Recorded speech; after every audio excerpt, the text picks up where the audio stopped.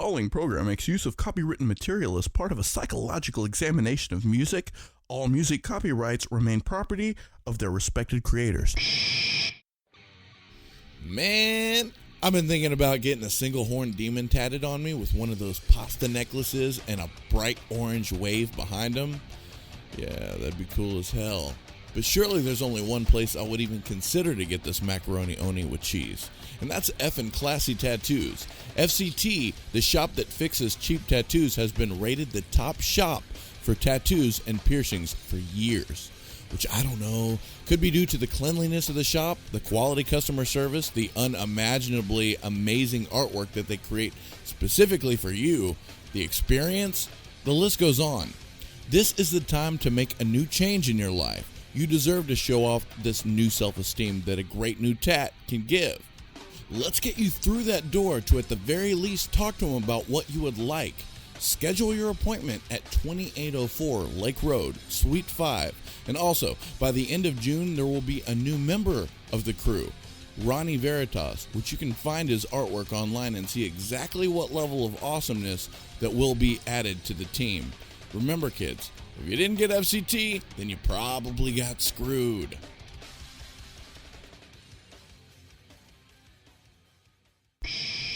All right, welcome to today's show.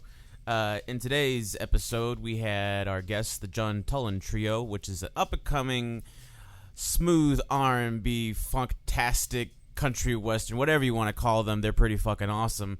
I think that's what I dug about them, man. Like, I listened to them, and I got They just play what they feel, man. Yeah, I got like a certain vibe the first time I listened to them, and then the second time I listened to them, I got a completely different vibe. But all in all, still good vibes. Great dudes. Right. I like the direction that they're going to. Yeah, you know? yeah. You can definitely tell that these dudes are probably musical wizards. Like, they're pretty smart whenever it comes. They look like a bunch of wizards too. Yeah. They just need the big pointy hats and the robes, and they got the beard. John Toland definitely has a beard to be a wizard. But yeah, we talked about their music and talked about some things that they got planned coming up. Great dudes, and we got some music from them at the end, and we hope you guys enjoy. So on that note, take us there. All right. Welcome to The Conversationalist.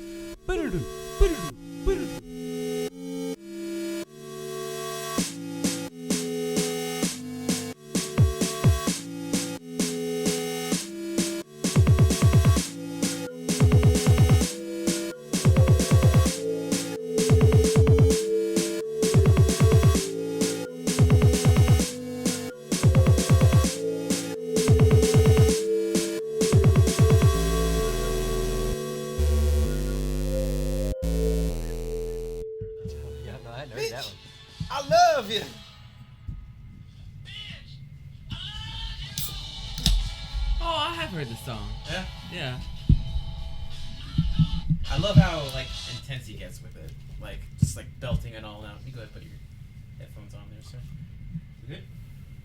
Yeah, I think so. Everybody want to put their phones. Yeah. Don't want to be a radio silence. Dick in here. Do you put it on airplane mode or something? Yeah, that'd probably be more. So it doesn't interfere with the speakers. Yeah. And the airplanes will be safe. Yeah. All right, gentlemen. Before we start, we'll go ahead and start with our traditional clinky. Thank you guys very much for joining. Johnny, get in there. All right. Thanks for having us, man. Cheers. Very nice, very nice. Well, before we go into it, for the listeners' sake, I hate doing this, but for the sake of listeners, introduce yourself and tell us what instrument you play. I'm John Toland. I sing and I play bass. All right. And I'm Derek Ely. I play guitar and synthesizer. All right. And I'm Greg Pickett, and I play drums. Right on. I got a chance to listen to some John Toland. It's going to be weird, referring to you in the third person like that, but some stuff that you guys have on YouTube.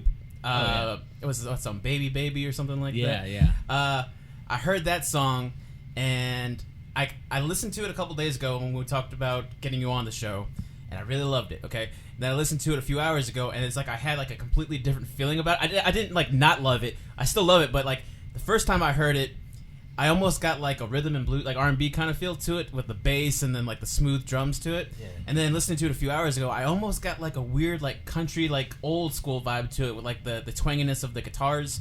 Definitely sounds like a lot of stuff is going on in there. What kind of influences are you guys like working with? Because I imagine it's probably a little bit of everything with you guys, right? Oh yeah, absolutely. The country thing, I guess it's kind of hard to escape sometimes. Yeah. Especially because I kind of have an accent and everything. Yeah, and, Right. From Texas, Yeah, we're Yeah. from Texas, and also Derek doesn't really do it much anymore, but he's actually a fantastic country guitar player. Really? Yes. We played country music for 5 years? Yeah, 5-6 years. We were actually in a kind of country rock band backing somebody else, a guy named Justin Fulcher, for a very long time. And actually, we were in multiple other bands. And the Burdens? Yes, the Burdens. right. Yeah. And Derek Greg has played his with country chops, He Derek- played some country music back in the day. Yeah. Derek played with another really, really good singer-songwriter who's very country named Dusty Newman. Okay. And he's got some cool stuff, and we've done other country projects like that. So it finds its way in occasionally. No, totally. I mean, if it's in you, man, it's gonna find a way out. But was there any particular artists or certain musicians that you started feeling like at an early age, and you're like, this started to influence you when you were getting into playing music?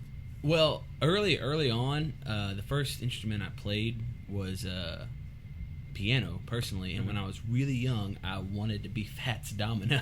Nice. Hell yeah, he had a slick ass haircut. I seen the way you played piano. I heard the Desperado. Yeah. And that was beautiful. That's thanks, definitely certainly really skilled, man. Yeah.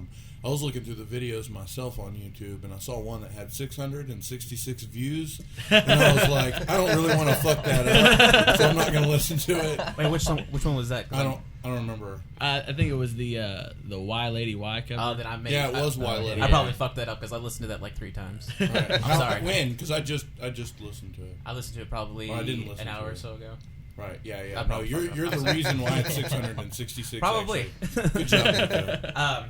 But no, that song, like that song and Baby Baby, they kind of have a similar feel to it, but kind of like I could feel Baby Baby being very, like I said, R&B, almost country feel. And what's the name of the other song? I apologize. The on YouTube. Yeah, the one that we were playing guitar just you. Oh, well, Why Lady Why. Why Lady Why? That has very much like a classic rock kind of feel to it. I think so. I guess that kind of fit with you did the Eagles cover, the Desperado. So Right. Yeah. Overall, I mean, I hate doing this, but like overall with like those 3 songs that you have up there, and I'm sure how many songs in total would you say you have as the John Toland Trio? Oh, well, as the John Toland Trio, we the last show we played, we probably had about a 20-song set list. All Oh, originals? wow. No, not all okay. originals. A lot of covers. But what we're doing right now, we're kind of retooling the band, kind of because we had that southern rock feel and that all that kind of country feel. And we're in a very delicate phase right now, and There's a little bit of funk. that's more what we're moving to is the jazz funk, the R&B, soulful music. yeah, soul kind of sound. That's really probably what you heard in Baby Baby, but like the R&B kind of stuff is what's we're moving to. Okay. And maybe the bit of country was just a slight lingering. Yeah. And a lot of our stuff these days is much more based around the jazz funk, the soul music, Right. and which I listened to all kinds of different music growing up. And when I was younger, I actually listened to more of this music with my dad. Like Derek's seen like my record collection. A lot of them I just stole from my dad, so they even have to have his name in the top corner. Right. And they're like original pressings, like old Jimi Hendrix vinyls Sweet. and Aretha Nice. Franklin and Allman Brothers and stuff like that. But now, actually, via Derek has got me into a lot of the jazz and soul and funk stuff, and that's kind of the direction we're moving in. Greg was already into a lot of those kind of break beats and hip hop beats, and Yeah. it was Right. Well, was even just- even with Derek's, Derek showed me some stuff too. It's like, where has this been all my life? Like, Right. this is exactly what I like. This is- Yeah. That's pretty awesome whenever like you discover something and like right off the bat like it hits you, like you feel it immediately. Like I know there's been bands or artists, like just a few seconds ago we listened to like Joe Louis and Honey Bears, and like I immediately I feel this so badly. Like this is if there was an inner like big black man inside me, like that's what it would sound like. A few times there has been a big black man inside Fucking me. I set myself up for that one. I just shot it up and you dunked it, sir. Very nice. Yeah, but is there something about this style in particular that you guys are playing that you connect with a lot that makes you want to play it? Other like you're saying, like you got some of your dad's records, maybe aside from like the nostalgia, maybe like the more psychological, like going to what you're comfortable with. Is there something about that style that whenever you hear it, like you just connect with real easily, like the more rhythmic? It's the rhythmic aspect of it, really. Yeah, and it's a lot funkier and different than what you would call like straight beat stuff, where it's just in country music. A lot of that is just right on the. It's all quantized. Yeah. Right. And with this, it's a lot looser, looser and funkier. Yeah. Well, there's freedom. There's freedom, and it's all kind of blues forms and jazz and stuff. So improvising that's the goal in it, is to improvise, see how far you can push it out, see what kind of new grooves you can come up within it. There's no set, this is the way we're going to do it. Yeah. These These are the breaks, and these are the stops, and these are the changes. I think you're describing punk rock. It's like that. It's like punk rock with jazz harmony. That's kind of what it's leaning towards. Something that's Derek's really pointed out to, especially when we're practicing and we're listening. And Derek's always showing us cool new music because he is very much a connoisseur. He's always finding lots of the best new music that or sometimes it's old music, but just now discover it. But so he'll always be showing us something, and he'll be like, "This is a hard head nodder." And when those beats, you put it on and you're listening to it, and he'll say that after we've been listening to it about 2-3 minutes, and we realize we're all just sitting there bobbing our heads. And it's just like it has a physical effect on you. Oh God, yeah, man. And that's really and when especially playing bass, I love to lay back in those grooves, and Greg is just a champion. At that drunk funk break beat. I think the drunk aspect comes naturally. Yeah, it keeps everybody loose. Yeah. Well, I mean, I know the Greg's been playing drum. You've been playing drums for how long now? Like, since I started my first band as a drummer in 7th grade. Right. So at this point, over 10 years. Well, over 10 years. Well over 10 years. Yeah. It's plus 16, something like that. Good God. You said your first instrument was piano, but how old were you when you started doing that? I was about 5. And how long have you is guitar your only instrument, or you said you played synthesizer? Yeah, synthesizer. I understand strings and how those are laid out. As far as dexterity goes on the keyboard, it's not too good. Right. But I started playing when I was like 6. Yeah. And then I started studying really hard in my I guess when I was like 20, 21 in there. Do you feel like the younger you start, the more like easier it'll probably be? Like to pick something up like an instrument or something like that? It depends on how you approach it, I think. Yeah, because some people can start really young, and I'm guilty of this too, and you get stuck in habits. Yeah. Right, and if I'm I've been playing an instrument for 20 years now, and I'm having to kind of relearn a lot of things that I already did, and kind of shut these bad habits because we're doing something totally different than I've ever done before. Right. Yeah. So sometimes you have to look at it as, is it easier to break a habit or learn a new skill? Right. So no, I mean, I think that's something that no matter how long you play something or just anything, it doesn't have to be an instrument. Like you do it for a while, eventually you have to like bring yourself back to basics. And like I remember I've been playing drums since I was probably 14, and I got real into it. I was real serious about it, but then like I sort of like stepped off for a while, and then I found myself having to go back to the standard beats, like real simplistic stuff, just to kind of like get the wheels flowing. Who's to say where I'm at now? But like I think that's something that you eventually have to find your way back to the beginning.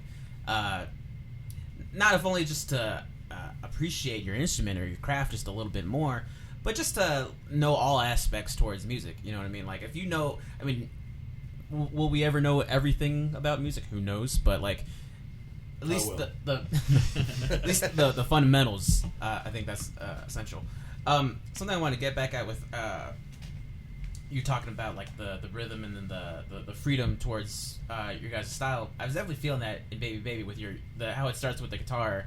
You're kind of like just like doing this little. It was almost transing for me, just sort of like the you had some kind of like delayed effect or something. Not so much delay or whatever it was, like some kind of. It was, I guess, reverb. I don't think we had just reverb. It was just reverb. In fact, my reverb tank. What we're using, we're very blessed and lucky that Derek's dad hand builds custom low watt tube amplifiers and reverb tanks, and it's beautiful craftsmanship, and he's very very intent on making everything laid out perfectly, and he's built some great products, and one of those things is that reverb tank, and that contributes a lot to I bet to the tone. You know, I've noticed a lot of professionals nowadays are starting to go back to those smaller practice amp size amps. Yeah. And I mean, it's something about them. I mean, I guess it's a low wattage aspect of it, but I mean, it's able to create just a better sound ultimately altogether nowadays. I mean,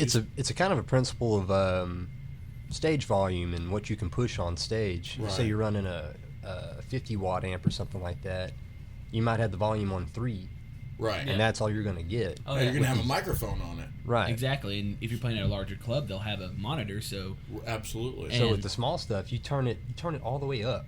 Like, Right. It's as loud and it's hitting as hard as it can go, and it's an amp turned all the way up. So it's at 100%. It's dimed Exactly. out. We just dime it out. and go. everybody else can just mix it into place. and Exactly. you're getting all the voltage going to the tubes and the caps and everything, and you're getting everything out of that amp you can. And so, like, one of the amps Derek's dad built was a kind of modeled after a Marshall Plexi, but yeah. it was 5 watts. So whereas a Marshall Plexi, I don't even what wattage would that be?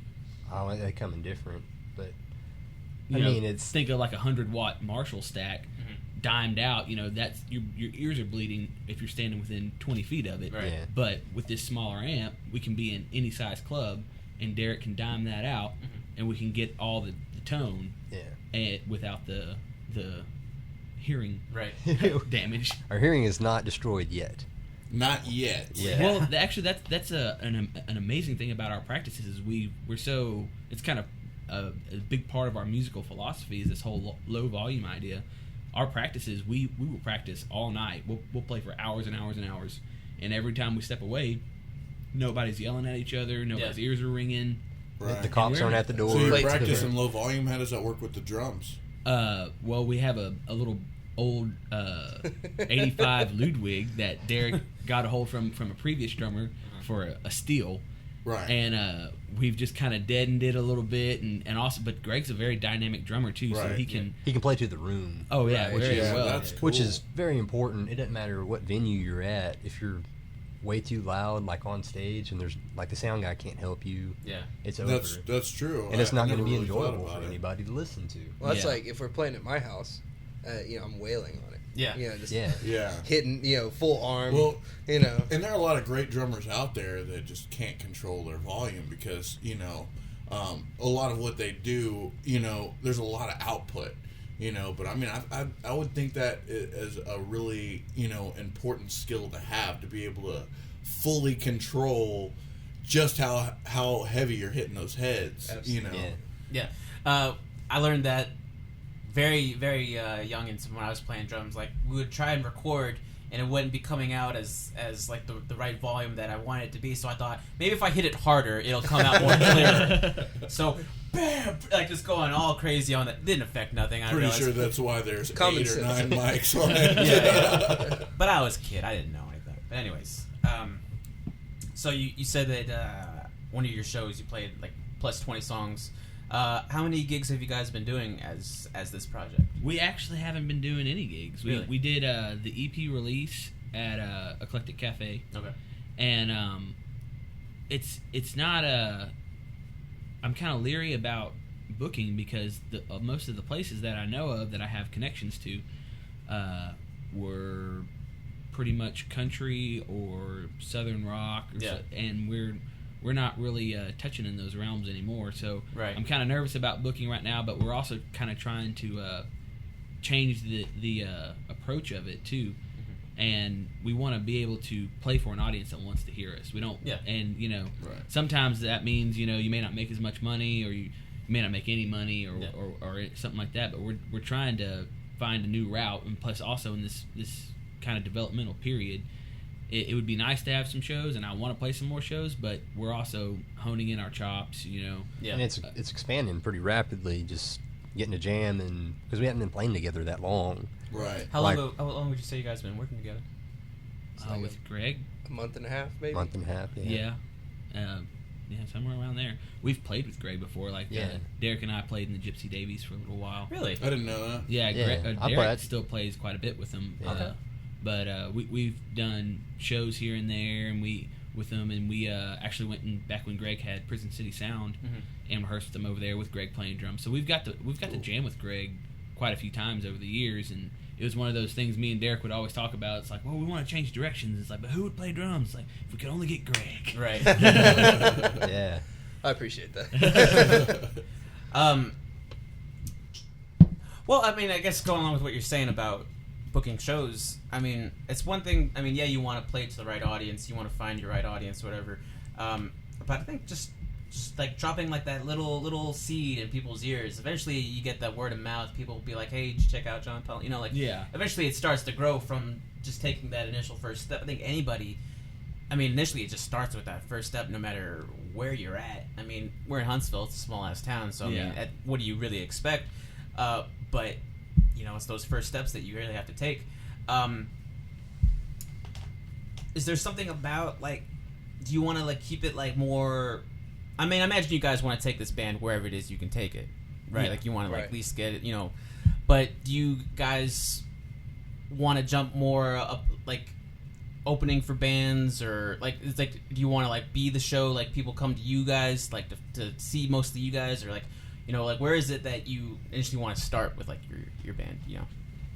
Well, it would be really cool if you know some band that we think their following would be. I imagine you guys would go great with Gypsy Davies. I mean, you guys could. You mean you can jump from this band and then go to Gypsy Davies and back and forth, whatever. So what are you talking about doing like a punk and funk thing? Yeah, with, like, we had Party? Hammer Party over here recently. They had mentioned you guys. I think that would work. Like punk and funk. Right. Yeah. That would be awesome. I've never seen anything like that. Well, what we're talking about doing with that is a little just basically a video / EP recording party. Yeah. And Cool. we get together, each band gets together 3 or 4 songs, and we're planning on having it at Greg's house. And between all the equipment that Greg and Derek and I all have put together, we should be able to get some really great sounds. Like we've been recording all of our practices, which is a huge help for us. Oh, absolutely. You can take that home and, you know, what did I do here when we were jamming out? Exactly. Otherwise, it doesn't exist anymore. Absolutely. Yeah. That's what my band actually does, and I find it really useful to keep that, you know, especially because we are a jam band for the most part. Yeah. We used to do that a lot. We used to play in a band well over 10 years ago, and basically all we did, with the resources that we had, you know, we just put up a laptop, hit record on GarageBand. It's shittiest quality of recording you could imagine, but we were still able to somewhat listen to what we were doing. Not to mention, like, you get real in the moment, like, you forget everything that you do. I mean, absolutely. You try and, like, hey, what did I do on that one part? Right. And then nobody remembers because they're too into the moment with their instrument. Is like, if only I could do that one thing that I did again. Yeah. Well, we were actually really fortunate. A friend of ours just gave us a fairly nice recording interface. Really? And some monitors and some extra mics and cables. And, that's cool. I need that friend in my life. Yeah. Man. Yeah. Shit. We're not expecting that. Yeah, but- we weren't. He just he got a pretty good job out of college, and he bought this stuff to record when he wasn't working on an offshore rig. Right. And he found he just didn't have the time to do it anymore. He's like, well, here's an extended loan, and so we're like, thanks. And so Appreciate it. You know, it's a multi-channel interface, and where I'm able to multi-track record all of our practices and mix them down later and listen to them. And like I said, not only is it helpful to go back and remember things that were great, but there's also times I can listen and I'm like, I should never ever do that ever again. That was a bad idea. What? How many inputs? 16. Oh, It's that's got enough. eight for three mic people? preamps, 4 phantom power channels, and a few cool. line ins. And every time we get a little bit better at recording, we me and Greg talk stuff out, and we get ideas, talk about mixing and everything. And Derek is running a fairly complex rig because he's running 2 separate synthesizers and his guitar. Wow. So I figured out now I've got line ins on all the synthesizers, and we've got Derek's amp mic'd, and we've got one overhead, 1 snare, and 1 kick for the drums. And my bass is lined in, and we have my vocal mic.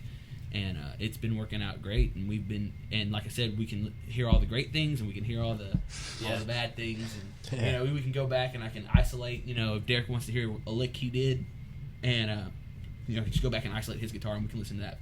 Yeah, that one absolutely. specifically. Are you able to look back at bad recordings and laugh at yourself? Yes, Okay. I feel like that is because I feel like if I didn't, I would cry. Yeah. No, I mean there would be so many times where I would listen to old recordings and I would hear fuck ups, and I would just it's okay to laugh now. Back in the day, I think I was way too serious with music back then. I was like, ugh. It's also different if it's at shows, though, too. You see yourself doing something at a show, you're like, Well, people saw that shit. well, like Greg was mentioning earlier, our practices are really free. Mm-hmm. So you're never gonna figure out what you can do unless you do what you can. And, That's right, absolutely. Push it out there and stretch, and that's I love playing with these guys because we have so much room to grow. And we're sitting outside. We'll take little beer smoke breaks or whatever, and we'll be sitting outside talking, and we're like, I'm just so excited about practice, and I can't wait till the next practice. And when we're not practicing, I'm wanting to be at practice, and that's a great that's a good place to be, Yeah. Oh yeah, it's definitely better to be there than now I gotta go to practice. Which we've been there. Not with this band, but because this band, like I said, it's just so fun and exciting, and every time we play, gel, man. Yeah, well, every time we play, it seems like everybody's reaching a different thing, or we'll hear new things, or we'll try out new things. And Derek, he's always got some groove lined out that he wants to try out, or some new song charted, and so we learn all these grooves, and our goal is to build up all these different styles and grooves and learn from that, and then go back with this new vocabulary and kind of assemble some new sounds, in which we already have a couple or 3 songs in the works in the short amount of time that we've been doing this, and they're songs that are fun for us, that we enjoy playing, and we like. It's music that we'd like to listen to. I think it's the goal at the end of the day. Oh, totally.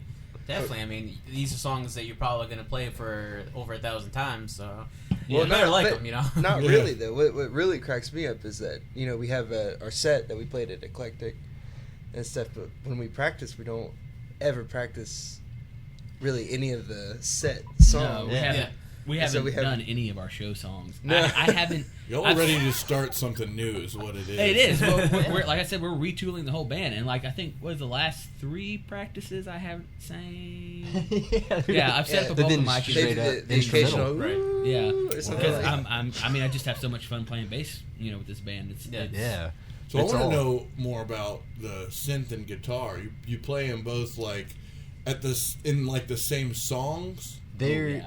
It's a strange setup because it's all what is your setup? It is I run just a straight guitar, and I've been running my Rickenbacker that I have. It's a Rickenbacker 650 Dakota walnut and maple, and it's nice. It's really nice. I love that thing. It's nasty. But I run that. I split the signal out of that, so one signal is going to the guitar amp, and that's running by itself. We have that mic'd out, and then another signal runs through a little analog synthesizer, micro synth, Electroharmonics. Okay. And then we run that through, which eventually we're running it think straight in right now. Well, we run that to, I set a DI on top of the amp. Right. And Derek plugs into the DI. I run the 1/4 inch out of the DI back into the amp for his monitoring during the practice, and then run the XLR out to the interface. Yeah. Oh, okay. So I get a perfectly pure. So everything's going into the interface. Yes. Yeah. What kind of interface? It's a Tascam. I'm not something. sure the model. Yeah, I'm not sure the model. What all do you put in the interface?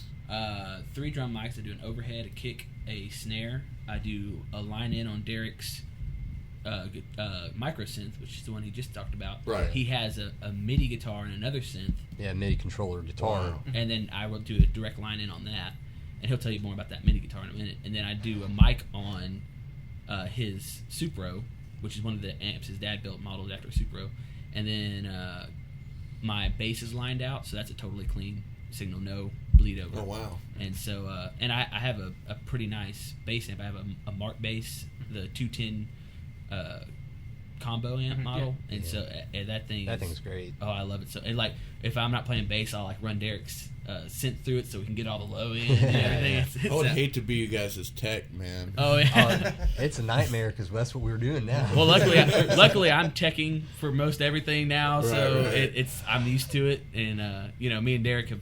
I mean, like we used to play, so like back when we were playing with the Burdens, the rig wasn't as intense, Put together, right? But it was still a lot going on. Yeah, there's more pedals involved. Oh yeah, there was a lot more pedals, which his dad also custom built his very nice pedal board. Yeah. Yeah, and so that's been. The pedals are where the difficulties at. Oh yeah. Oh yeah, that's where now it's guitar and then splitting the signal. So when I split the signal off a volume pedal.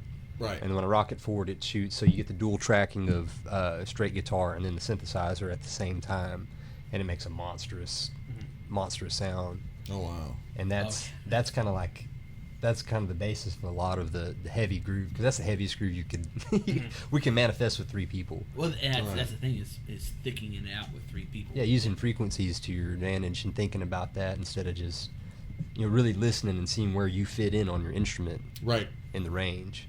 And if you can do that, you can create a pretty full sound with not that much stuff going on. Right. No, it surprises me like how much. I mean, one person could. I mean, like whenever you like overlap stuff, like overtrack, like double track stuff, like how much one person can really do. About that MIDI guitar thing that you have, I imagine that's in the Baby you used it. Yeah, that's it. Yeah. Whenever I first saw that, all I see is the back end of it, and the first thing I thought was like, is that one of those like Guitar Hero guitars? Like, what the fuck is that? I've never seen one before in my life. Yeah. And you were making some really psychedelic sounds. What with is that. it, like a keytar? It's got it doesn't have strings on it. It's just like a rubber grid. It has the fret spacings, and it's just a rubber pad for each string. See, I didn't see this, man. Oh yeah, this is the future. It's nuts. Yeah. That's what I'm gonna do next, man. Yeah. Oh, that's cool, man. Well, tell them about the synthesizer.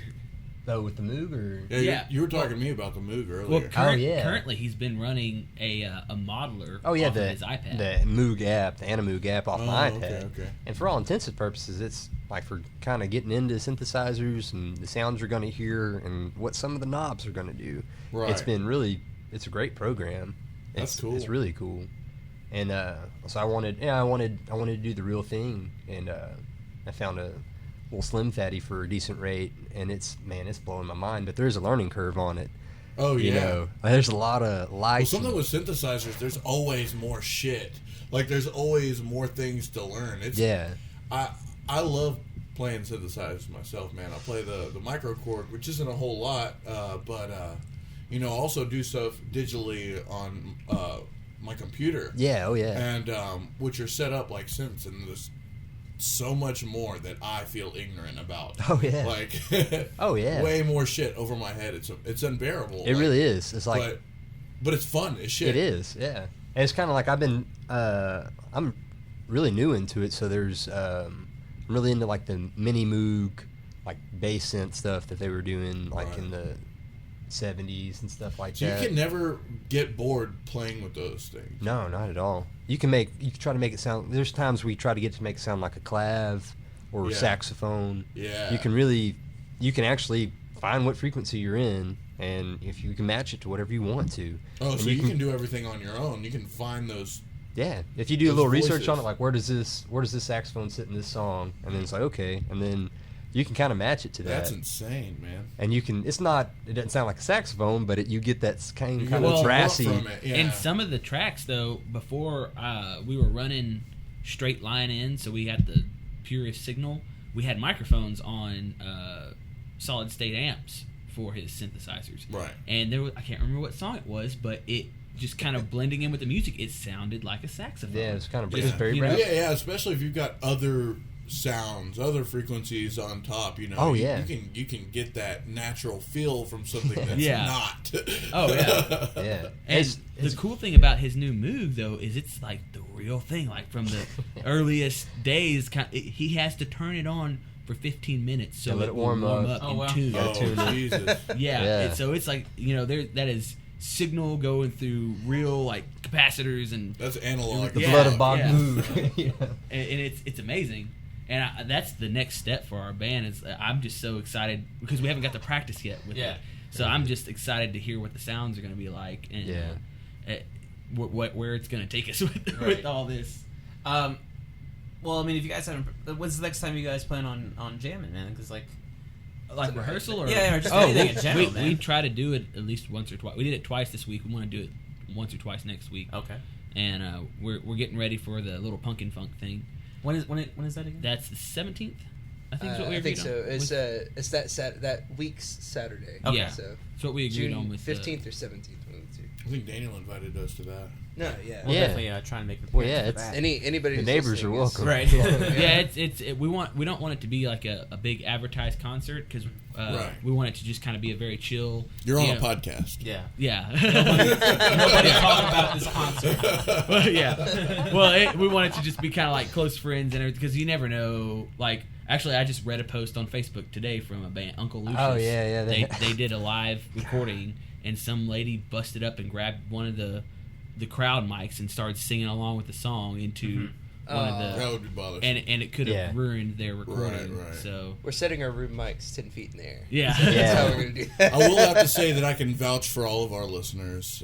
They're all cool. They're all cool. So, Something that I wanted to get into about your singing style. You have a very deep, like, singing voice. I noticed.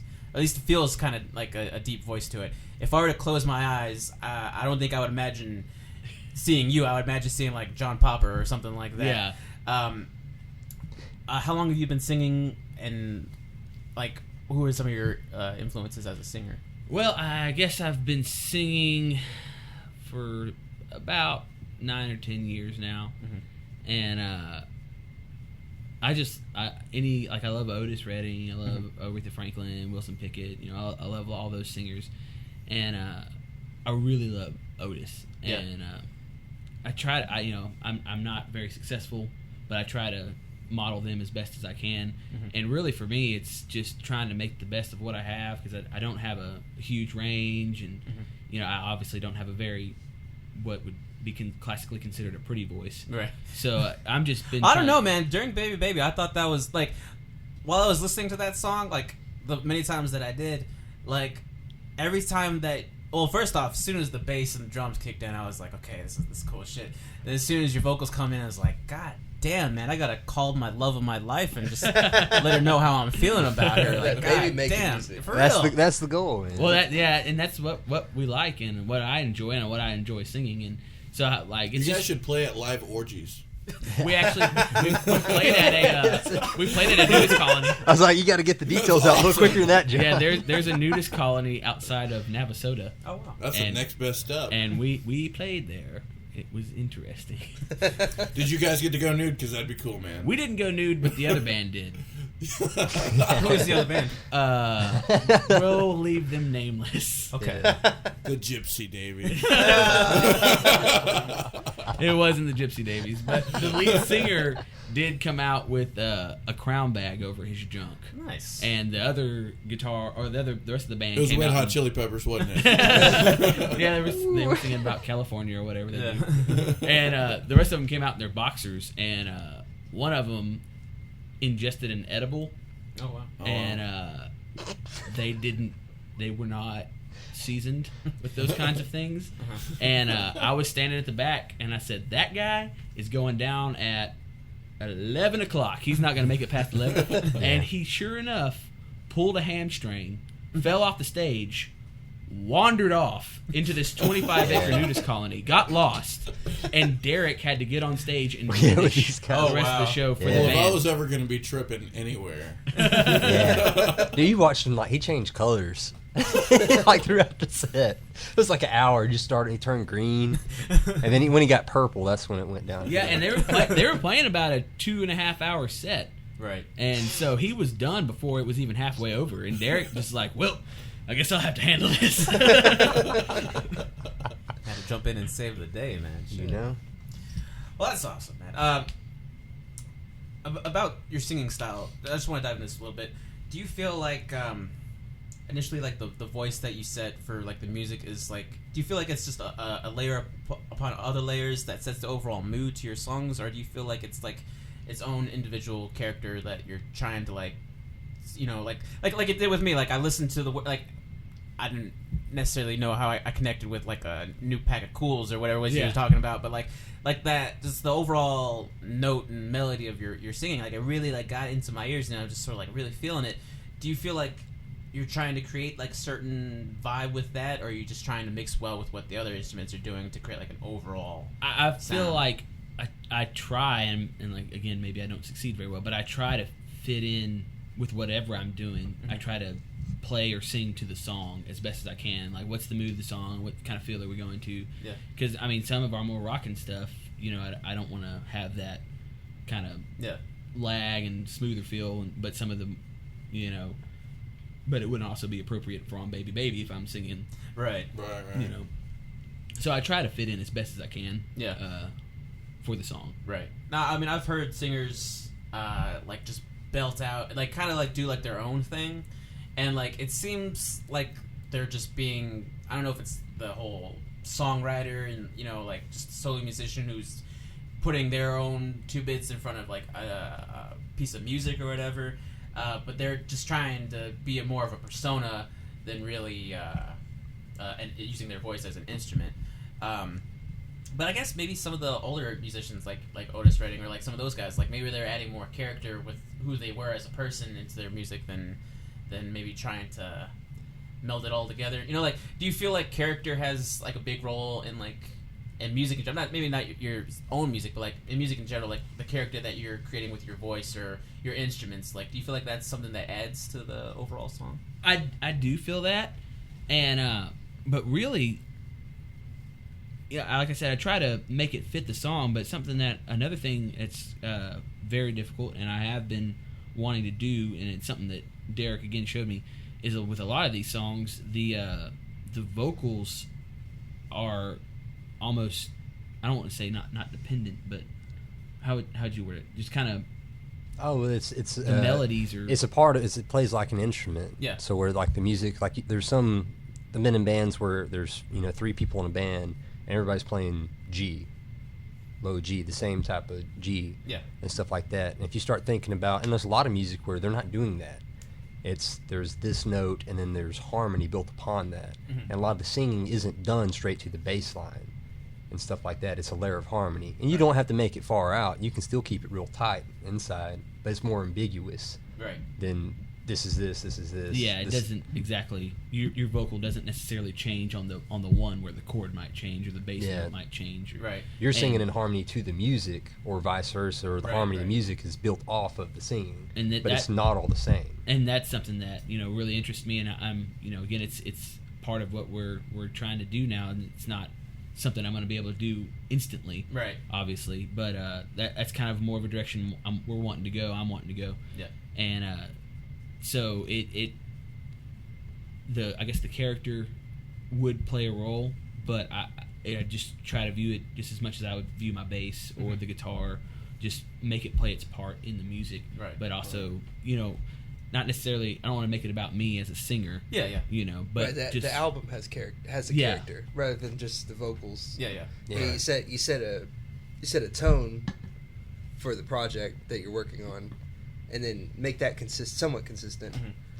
How far into like the album or whatever it is you guys are doing, do you think that you discover that tone and that character? Like, do you think it's like in the earliest, like the first few jams that you do, you're like, okay, this is what we're doing and let's roll with that? Or do you think like later on after you've jammed out a few songs and you're more comfortable with each other and you decide, okay, this is where we are, this is where we want to be, and this is what we want to do? I think there's just kind of a general air in the band right now, and a direction and a feel,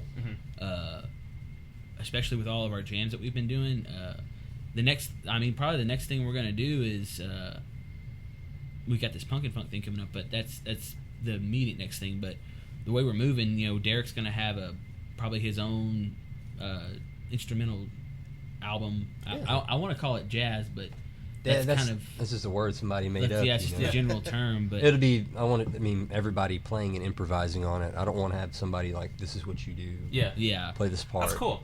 I dig that. It's like come to everybody as an equal, and everybody be involved in it. Is there a part of you that's kind of nervous that it's gonna kind of go like kind of haywire and then it's gonna not mesh as well, or are you pretty confident that? Just from the way like the jams have been going, I feel pretty comfortable with it. Yeah, we've been. I mean, we work together really well. Yeah, everybody's kind of thinking about the sound other than like what I want to do or what my intentions are. Yeah. Try to come into it with no intentions, just to play. Yeah. I've always found that there's a point where, like you're saying, you gotta like let go of like those intentions, like those personal things that you want to do, like those little emotions that you have. As much as emotion really does is like a good fraction of what the song consists of. Whenever you're thinking of your overall piece of work, it's good. You want to take that fraction down a little bit more, and you want to think, okay, this is what's best for the song. I imagine that's probably what you guys are more like. What's the absolute best for the song? Yeah, and so we're gonna have Derek doing his thing, and we're also gonna write music together for we're calling it John Toland Trio, but that's just again, like we were talking about earlier, jazz, just a word. We're trying to view it as more of a collective, and we're kind of the core group, but we want to bring in other people. Right. Be like a tight ass rhythm section. Right. Yeah. That's has enough chops and is open minded enough to play with everybody. Yeah. It's, do that. It's like John Toland Trio now, but it might as well be Ely Pickett Toland or something like that. And we're trying to.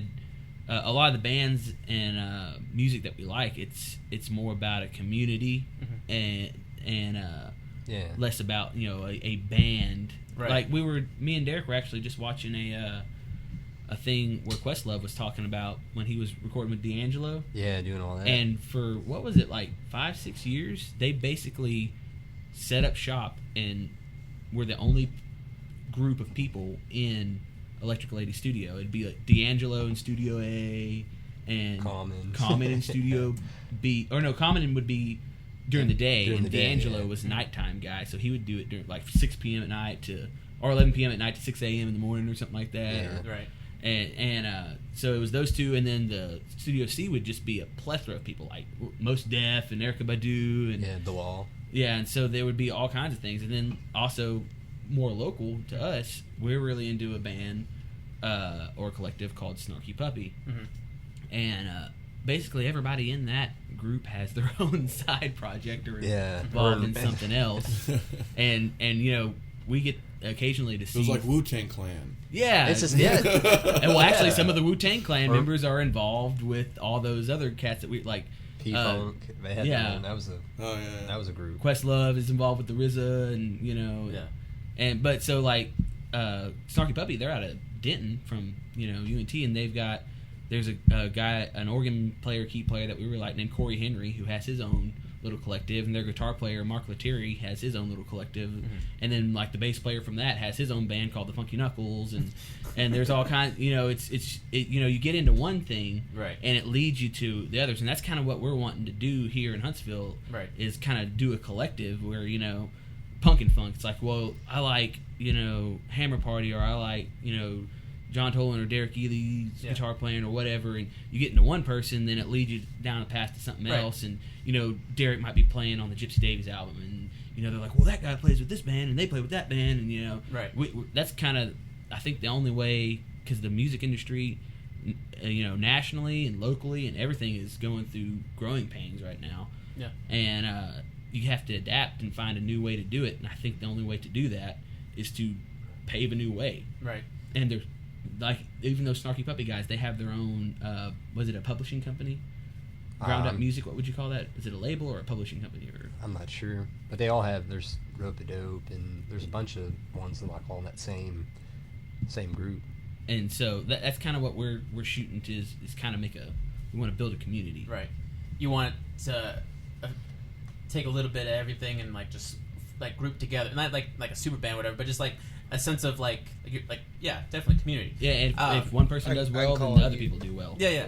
I think that would actually be really great, at least for Huntsville in general. I mean, I remember there was some sense of community back in the day. Yeah. I mean, with back like, in the Lizard's day. yeah, that whole- like Last Great and We Are the Murder and Us Before I Wake. Like, I think there was a little bit of one now too. Yeah. I mean, at it's least. starting. I definitely think absolutely. it's starting. I mean, you go to 12th Street and you see a band there. Usually, find out they're good friends with the other band, or Right. they're talking to the other band, or you know, like, I think it's starting to come back. But who's to say if it's fully like started yet? But I think it's on its way. It would be really There's nice. definitely a lot more room. Oh, totally. And it's surprising like how many like different styles there are nowadays. I mean, with your guys' stuff, and then with Hammer Party with their raunchy as hell style, and then you got Gypsy Davies with Jeremy their Carswell. Carswell with his dark synth pop, whatever you want to call that stuff. I didn't go to the show. How he was he did, last he night? did really good last Was he? night. Yeah. Okay, Yeah. I imagine so. Was it like a? That's a- one I've seen. I'm imagining like Depeche Mode in my head. Kind of. It is. Yeah, very much. He has It's like new a wave. Yeah, definitely. New wave. Dance all night, Yeah. So we'll never die. so we'll never. Yeah. Jeremy, I hope you're listening to Yeah. this. Nah, he's cool as hell. Was it just an acoustic set, or did he actually have like a live setup? No, it was really good. I had the I actually got the subs working right now Yeah, too. He had Got another person. Really? yeah, Nick, and he plays for Cosmic Bugloaf and those guys I too. didn't know he played for Cosmic Bugloaf. I'm pretty sure he plays. For I've seen them in fucking Houston. Yeah, no, those guys are great too. But yeah, no, it was a really good show last night. See, I feel like I don't know if I'm just too much. The guy he played with was fucking skilled. Really? Yeah. What was he playing? Was he playing? He played a little bit of guitar, but he mostly played the synthesizer. Oh, okay. Oh, that's cool. He I plays think bass if in the he band, had too. a good synth player, his shows would definitely like all of his songs really have that synth vibe to them. Yeah, but he also plays a loop. Yeah. Or not a loop, but he plays a track, a bass, Yeah. you know. And so then, you know, like he puts everything on top of it. It'd be nice if he had it all. Yeah, like that's definitely something I want for that guy. Get him a band. Yeah, he needs a band. Yeah. Jeremy need a band. I think he had one, but I think it's really difficult to get a lot of those synth sounds that you want. I mean, especially if you want like delay on the drums, or Yeah. you want to for modify the EQ on drums and stuff like Yeah. that. You know, you start, you know, It's a pain in the ass. unless you have a really good sound guy Yeah. on hand for you at all times. Well, wouldn't the just drum pads? Wouldn't that be the same thing, or like to get like those like delayed or echoed sounds on the drums? Well, and it'd almost be like the same thing as using that launch pad at Oh. that point. You know, you're just triggering something. yeah. Right. And so if you're going to be triggering something, anyway, I think as a well lot of be it a is band. he has control. Yeah. I don't know for sure, but Right. it seems like he has control over everything. Right. Exactly the way he wants it. You I think Penholder needs a band too. But anyway. know? I was about to say, I feel like, I mean, I've been working on my own stuff, like with my band for a while now. Like, all these band names that you guys are dropping, like, I know nothing about them. Like, I feel like I'm, like, missing out. I am not a part of the community. I'm sorry, guys. But me being the token brown guy at this group, I guess it feels kind of awkward.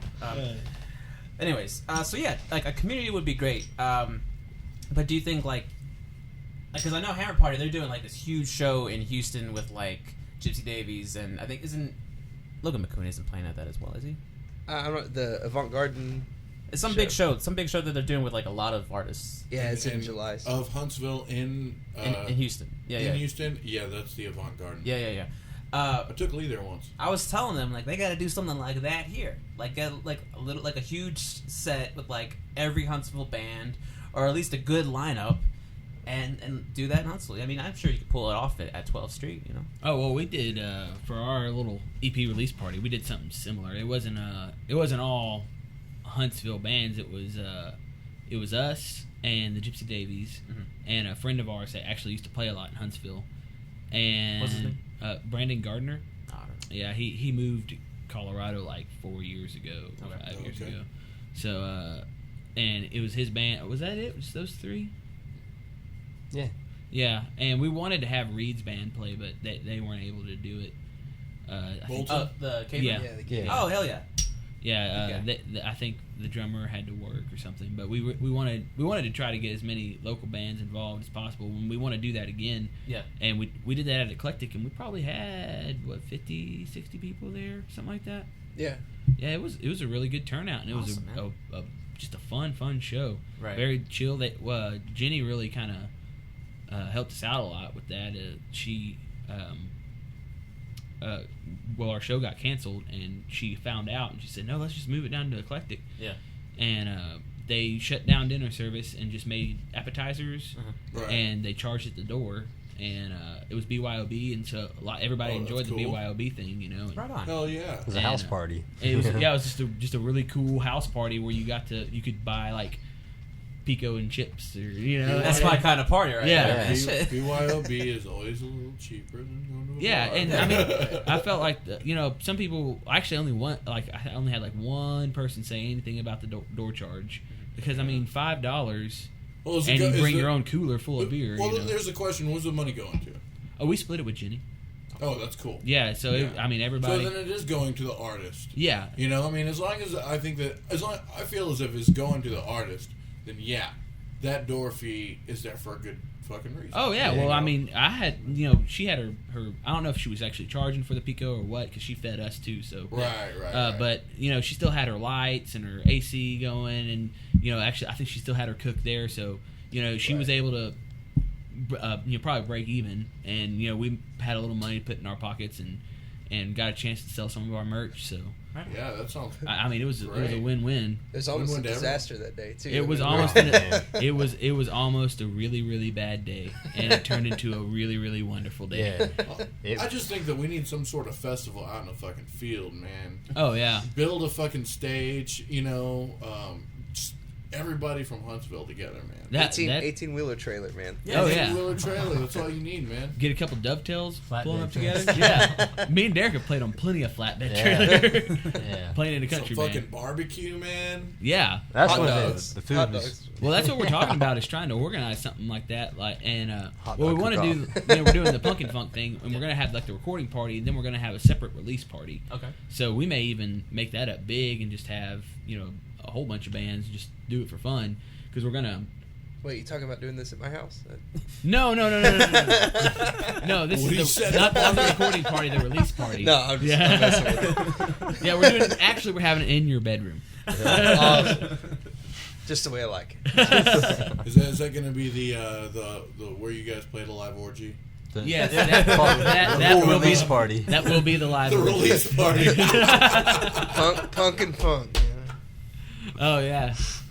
Well, I can't wait for it, man. I definitely think your guys' sound, like the chill vibe to it, and then even what you guys are doing, what was with the Burdens? Is that the name of the? Yeah. Even though you guys are trying to do your own thing, I think with your capabilities and your natural abilities to play music, I think you guys can turn it up and turn into a real good show. Trying to wrap it up a little bit soon. You guys, so you don't have anything set other than the Punk and Funk as of right now? No, not really. I mean, occasionally I'll play a little acoustic shows, but it's even some of those shows. It's a little. It's not as fun without bass and drums. It's Oh, not. God, yeah. It's not You as know fun what I without mean? bass and drums, and some of the places they wouldn't even let us do that. Yeah.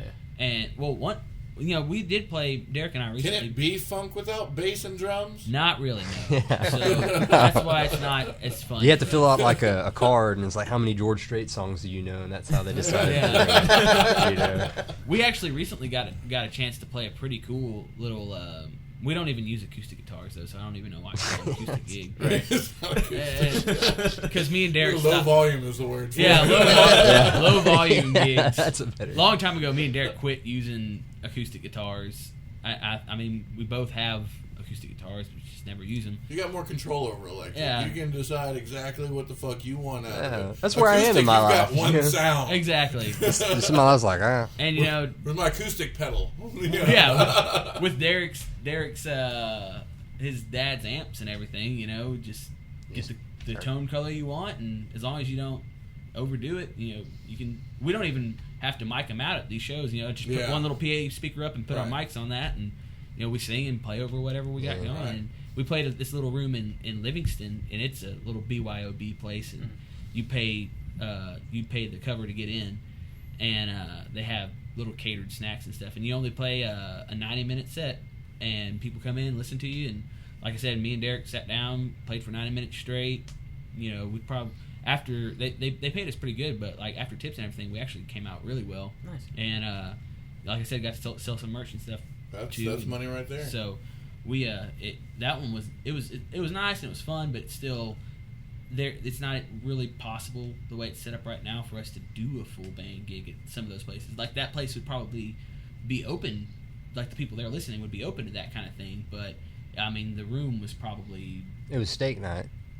No, I'm talking about across the tracks. Oh, they didn't have steak there. Oh no, the other place, that place, no, that was Be a lot cooler if they did. Yeah.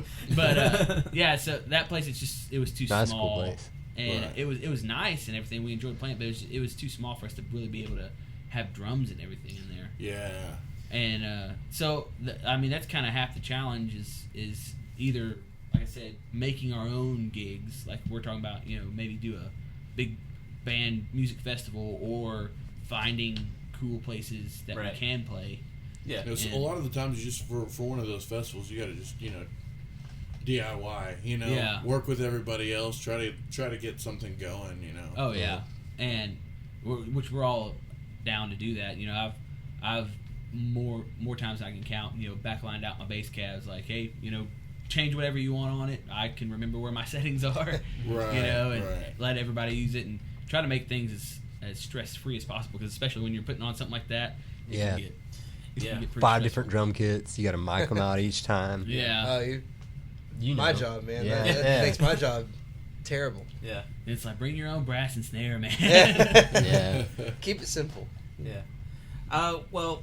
Oh, so you're having an album release party? You said. It'll be just like a little live recording release. How far into the album are you, or are you close to being done? Or not even started yet? Or? It's just what we're gonna do with the Pumpkin Funk thing. Oh, okay. Yeah, Oh, okay, and but we're also working on more original tunes and stuff, and really we just want to keep moving. So we're probably not gonna wait till we have 10 songs saved up, and then try to raise the money to go record at some really expensive studio and all that. We just want to record ourselves and release what we can release when we can, like little EPs or singles, or just keep Right. people engaged and try to get music that we like to make to people that want to listen to it. I definitely think that keeps the momentum of your band in general going, at least the morale and the momentum. Oh yeah. I mean, Yeah. you put so many months or however many time into an album or a set of songs, that just starts to drain you out after a while. I mean, Yeah. no matter how much you love music, it's just draining sometimes.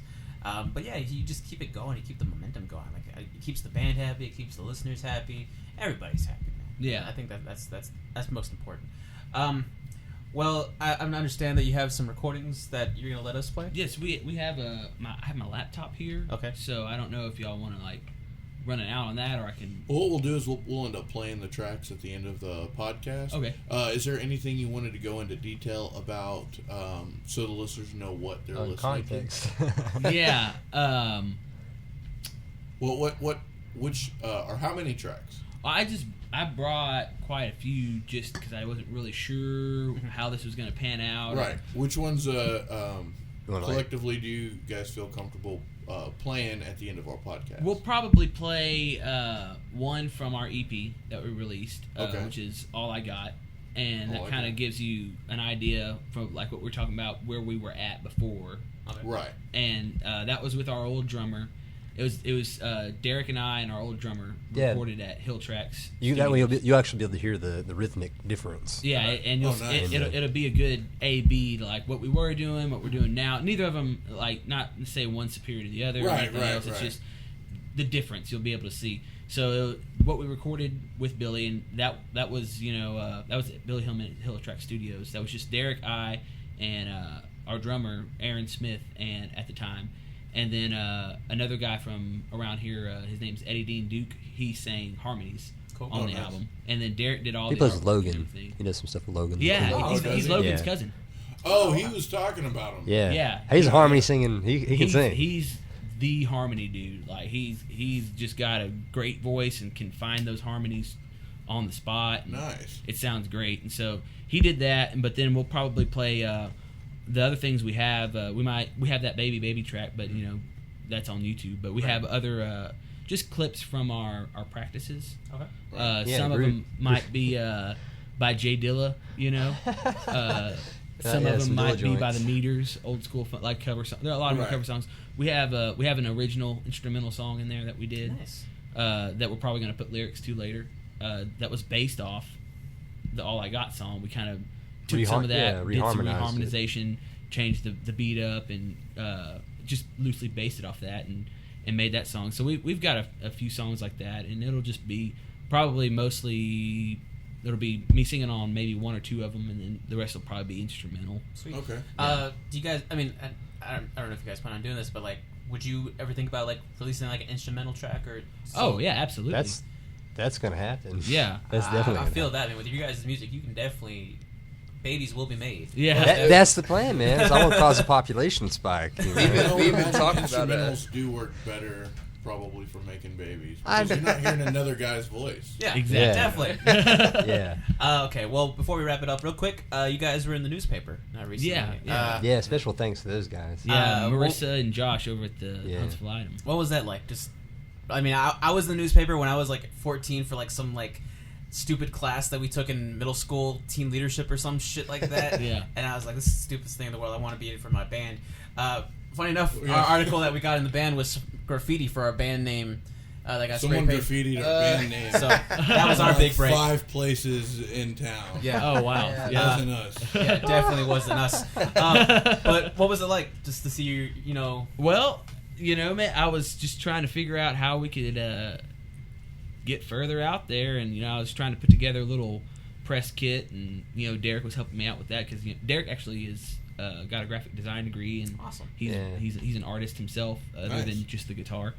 And so we were putting those things together, and a lot of things I was reading online said you need press, like local press, music blogs, anything like that. So I started messaging a lot of people, talking to a lot of people, and I messaged the Huntsville Item, and I was really nervous about it because for some reason in my head I just had like some old balding guy in a 3-piece suit, with a Demanding pictures of Spider-Man or some shit. like a cigar and a bowler hat, like, you kid got moxie, and so I wasn't really sure what to expect, and then so they messaged me back and they're like, yeah, actually we've been wanting to do a music series, and let me talk to my editor. And I was like, well, I'm probably not going to hear back from them. And sure enough, they emailed me back and set up an appointment. I was still nervous, and then I get there and it's just 2 hip young cats, about like us, and we just kind of sat around just like this, and and I just kind of talked to them for a little while, and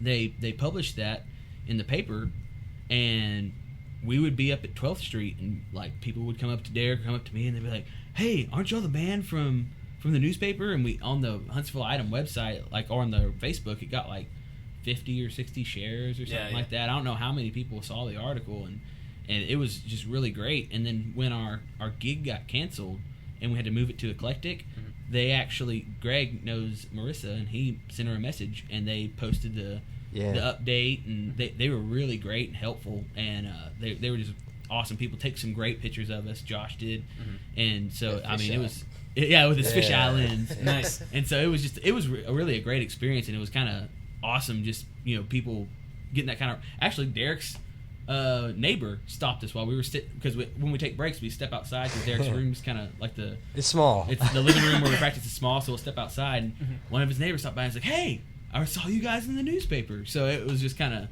our little 15 minutes of Huntsville fame. Right. Yeah. Well, that's awesome, man. I'm glad you guys got that. Hopefully it'll begin to help you guys grow, get the word out. Hopefully this gets the word out for you guys. But I'm excited for you guys, most definitely. I can't wait to hear more stuff. So we'll go ahead. Do you guys have any plugs or anything? Yeah, anything anywhere, you wanna anything mention while you're on the podcast? Just is that YouTube channel the only place that people can listen to some of your songs? I've never given a shout out before. Well, you can get on if you can follow us on Facebook. Or my Facebook page is generally going to have all the updates. It's my John Toland. Yeah. It's the music. It's like an actual page, and then there's JohnTolandMusic.com, which I have stuff on there, and the YouTube page, I think it's just John Toland. Okay. And we're on Spotify. And, y'all are on Spotify. Spotify, iTunes, Rhapsody, Pandora, Slacker Radio, Awesome. Google Play, Amazon. All Y'all are that. on Pandora? Yeah, I think so. That's cool. It was part of the little distribution deal when we got the record printed up, and so we're on any kind of digital media. Generally, you can find us. Awesome, man. Very exciting stuff. Well, I guess we can go ahead and just finish it off real quick with one last clinky. Thank you guys very much for being on the show. We'll jam to some of your tunes. Thank you for not knocking my microphone over. Good night. Bye.